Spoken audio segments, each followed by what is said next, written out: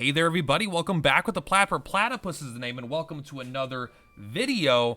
Today we're going to do my very first unit review, and that's going to be for Queen Slime here. So I'm just showing you this really quick because I want to show you how cute this thing is, but we're going to go to a less interesting, but a screen that'll show us what she's like maxed out. That way I can give you actually what she will be like.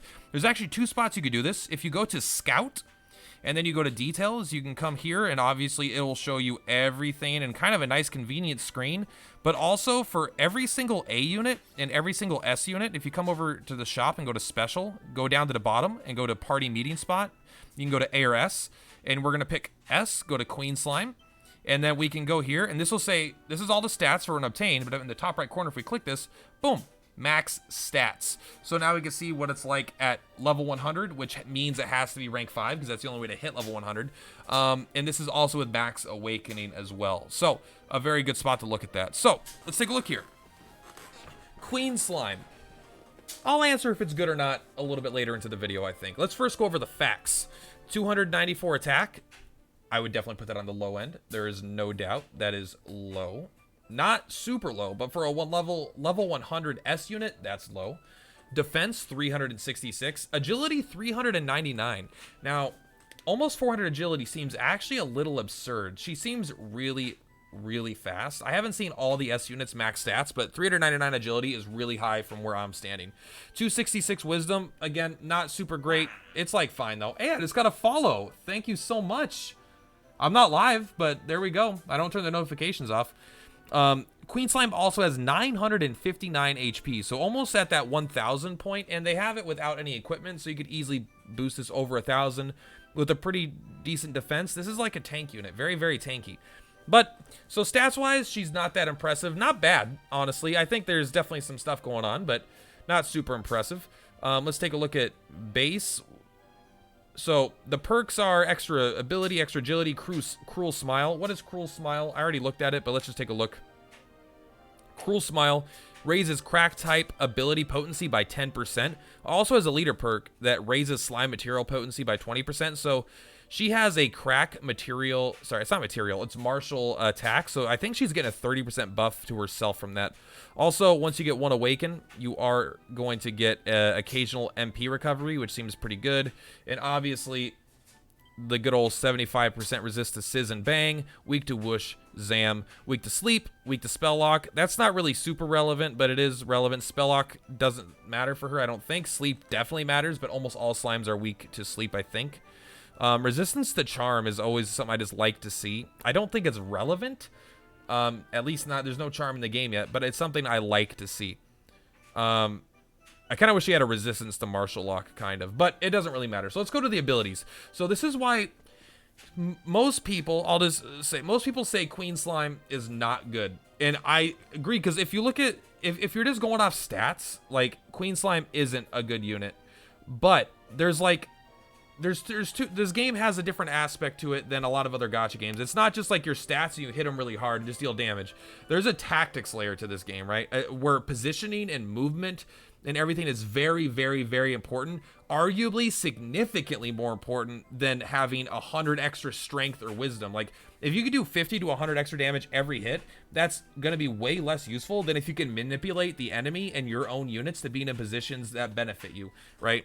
That's just because it's a tactics game at its core. And of course, you know, that's true to an extent. But, so let's just take a look at her abilities. Tug, deal moderate martial damage. Martial damage kind of sucks. It's based off your level, I believe. I don't know the damage formula, but I believe breath and martial are based purely on what level your character is. So being able to be level 100 is like good. It's martial's gonna be better on a level 100, but all attacks are better at on a level 100 character than any other, you know. So it not really saying much for it, but there's a good chance that she'll still be able to carry easy fights and kill things and whatever. But here's interesting. Deal moderate martial damage to an enemy, pulls it 2 spaces closer. That means something that's 3 spaces away, you make it adjacent to you. That is insane. That is such a crazy ability. Now the damage really isn't there, but like, I feel like people are undervaluing this. I don't know exactly where it goes. I don't know exactly what team comp it goes in, but this is the only unit with this ability or ability even similar to it in the whole game. There's the opposite ability. There's pushing spaces away, which is kind of nice for, like, if you have some casters, you want to push something away so it has to move up, and then it can only attack, like, your one unit. Like, that's really, really powerful, too, which is why I like King She Slime. Really good at the tactics layer.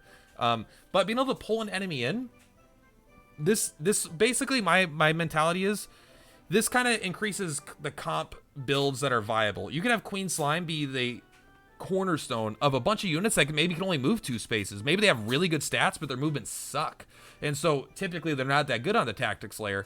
But because Queen Slime can force an enemy, and she's fast, very fast, she's probably going first, she can pull an enemy in close, and then you can have your units that can only move 2 suddenly be in range to get their damage in. Like, this could add a lot of versatility. It just adds a lot of builds, right? This is a unit that's like, it's obviously not just like Dragon Lord True Form. You just put it in and it kills everything. This is like a build around unit, right? If you're putting this unit in your comp, you have a team based on really wanting to pull units in to your team for a reason. Maybe you have a lot of AoE that's all close range, or maybe you have her, and maybe there's like 2 starting spots. You have her in 1 starting spot. You could drag things over to kind of, you know, you could have her tank by pulling things. It's a very, very interesting, cool ability, and it's very unique. I really, really like this. I got to find out which fights it's really good in, though. This is one of those abilities that I feel like in the right team comp, in the right fight, it's going to be the 100% the reason you win. And I bet it could be really good in a few comps in like PvP where they have like a healer, and you can just bring it in, and then you can just have your team go smack, kill their healer really quick. That's just the first ability. Let's get to the second ability. Deals moderate crack type martial damage to all enemies in an area of effect. Glacier isn't new. Archdemon has it. We have a scroll for it in the swap shop right now. I think Glacier pretty much sucks.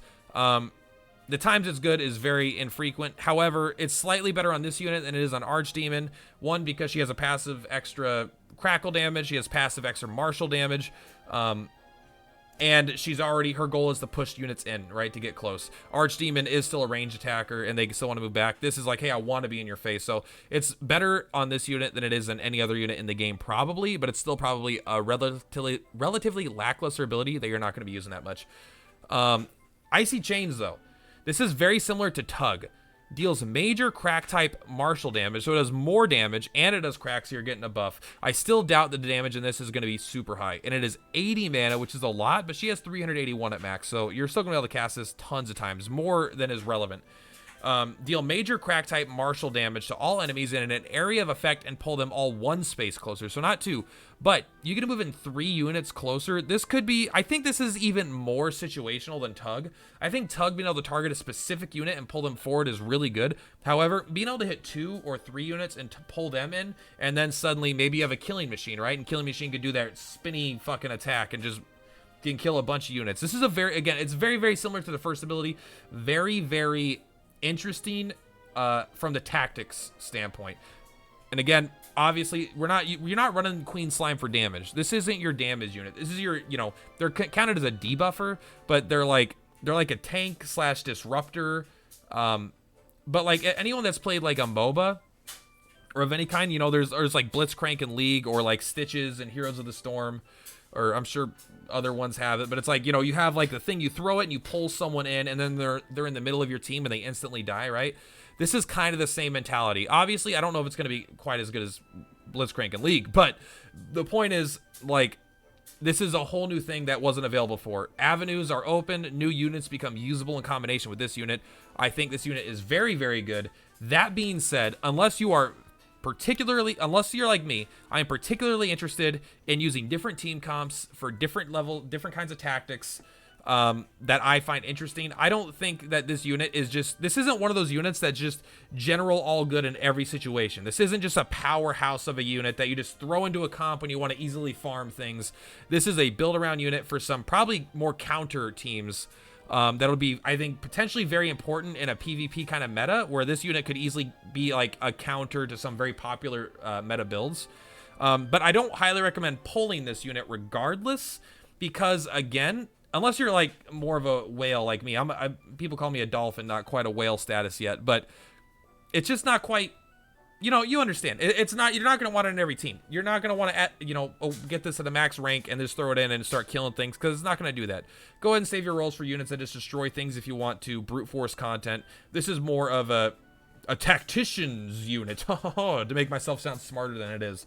than I am. Really, just a fun unit, and I do think really good. But again, it being S means it's very expensive, not easy to get. If this was a free farmable unit, this would be instantly farm max. Always. This unit is so good to have in your tool belt as a free-to-play player. But this isn't a free unit. It's an expensive unit. So probably don't roll for it. I'll be honest.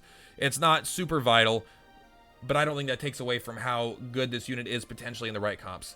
Now to finish, the perks, we kind of went over it, right? Icy Chains potency plus 10%. I mean, that's pretty good. The MP kind of doesn't matter. So crack, so it is, she has a lot going on in terms of the leader ability, raises the martial potency 10%, sorry, 20%, and then raises crack ability potency 10%, and then raises her Icy Chains potency again 10%. It already does major crack martial damage. So there is a good chance if something's weak to crack, this actually would do a lot of damage. I haven't seen the numbers. I don't exactly know how that would work, but I know martial damage tends to be weak, but if a unit's weak to it with all these stacking buffs, if you get to awaken fucking infinity, of course, I do think that this unit could put out some damage for sure. But yeah, there's nothing else really much to talk about. I think that is it for this unit. I hope I made myself clear. If you have any questions about it, please let me know. And until next time, Purplatypus is Purplatypus. Next unit review is probably going to be on Dragon Slime. And until then, see you guys later. The Purplatypus, I'm supposed to do it with my sign out. The Purplatypus is Purplatypus. Catch you later, friends.